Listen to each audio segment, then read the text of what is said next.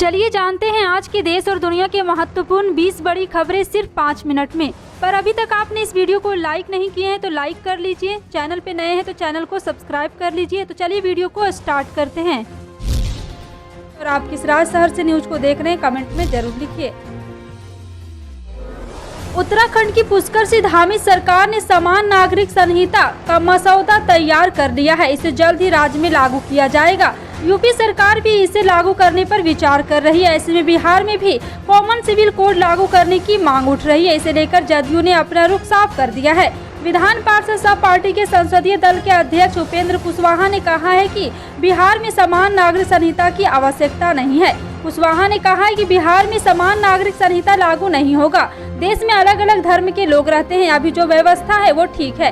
रविवार को पत्रकारों से अनौपचारिक बातचीत में जदयू नेता ने कहा है कि बिहार में एनडीए की सरकार है। सबको पता है कि कोई मसलों पर जदयू की राय भाजपा से अलग है। जब तक बिहार के मुख्यमंत्री नीतीश कुमार राज्य में कॉमन सिविल कोड लागू होने का सवाल ही पैदा नहीं होता है।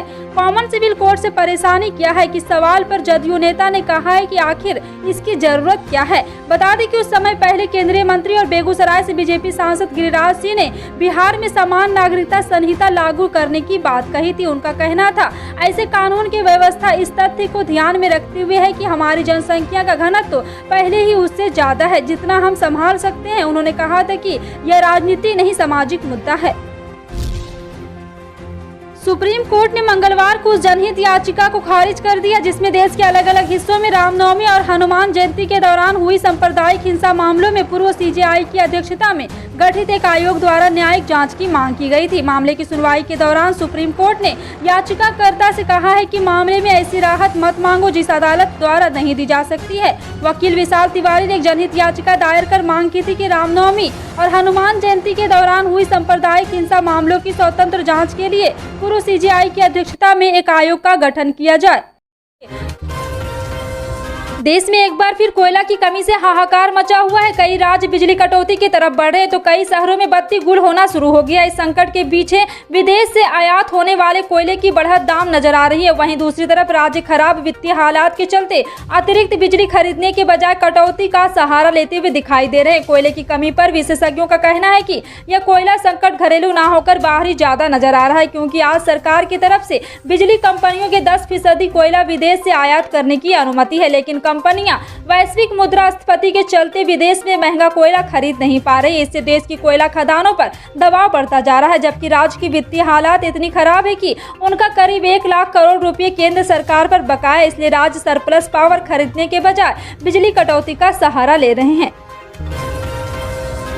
सूचना और प्रसारण मंत्रालय ने भारत की राष्ट्रीय सुरक्षा, विदेश संबंध और सार्वजनिक व्यवस्था से संबंधित दुष्प्रचार फैलाने को लेकर 16 यूट्यूब चैनल समाचार चैनलों को ब्लॉक कर दिया है।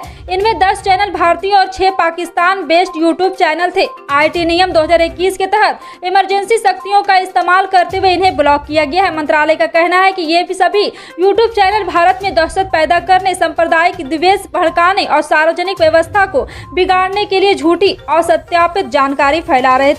ब्लॉक किए गए यूट्यूब समाचार चैनलों की दर्शकों की संख्या 68 करोड़ से अधिक थी। हरियाणा में कोरोना वैक्सीन का बूस्टर डोज फ्री में लगेगा। मुख्यमंत्री मनोहर लाल खट्टर ने यह ऐलान किया है। यह बूस्टर डोज 18 से 59 साल आयु वर्ग के लोगों को लगाया जाएगा। सीएम खट्टर ने राज्य के लोगों के स्वास्थ्य को प्राथमिकता देते हुए कोविड रोधी टीकाकरण अभियान को आगे बढ़ाते हुए 18 से 59 साल के आयु लोगों को फ्री बूस्टर खुराक की घोषणा की है। लोग हरियाणा के किसी भी सरकारी अस्पताल या डिस्पेंसरी से 250 रुपए की कोविड वैक्सीन की बूस्टर खुराक फ्री में प्राप्त कर सकते हैं। हरियाणा में 18 से 59 साल आयु वर्ग के लगभग 1.2 करोड़ लाभार्थी हैं। इस पर लगभग 300 करोड़ रुपए खर्च किया जाएगा, जिससे राज्य की सरकार की ओर से कोविड राहत कोष से वहन किया जाएगा। जम्मू कश्मीर से धारा 370 हटाए जाए और जम्मू कश्मीर के 2 अलग अलग राज्यों में विभाजित करने को लेकर सुप्रीम कोर्ट में याचिका दायर की गई। इन याचिकाओं पर जुलाई में सुनवाई हो सकती है। कोर्ट जम्मू कश्मीर को विशेष दर्जा देने वाले अनुच्छेद 370 के प्रावधान को निरस्त करने के केंद्र के फैसले चुनौती देने वाली याचिकाओं को सूचीबद्ध करने पर विचार करने के लिए सहमत हो गया है।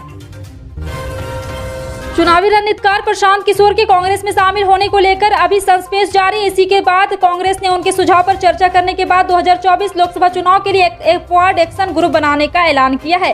कांग्रेस महासचिव रणदीप सुरजेवाला ने कहा है कि पीके के प्रस्ताव पर सुझाव देने के लिए बनाई गई 8 सदस्यीय कमेटी ने 21 अप्रैल को अपनी रिपोर्ट पार्टी अध्यक्ष सोनिया गांधी को सौंप दी है। कमेटी के साथ रिपोर्ट पर चर्चा के बाद आगे की राजनीति चुनौतियों के मद्देनजर कांग्रेस अध्यक्ष सोनिया गांधी लोकसभा चुनाव के लिए एक एम्पावर्ड एक्शन ग्रुप का गठन करना है। कमेंट सेक्शन में टाइप करके जरूर बताएं। पल पल की अपडेट जानने के लिए जुड़े रहें आप अपने हेडलाइंस न्यूज के साथ। मिलते हैं अगली बड़ी खबर में, तब तक के लिए जय हिंद।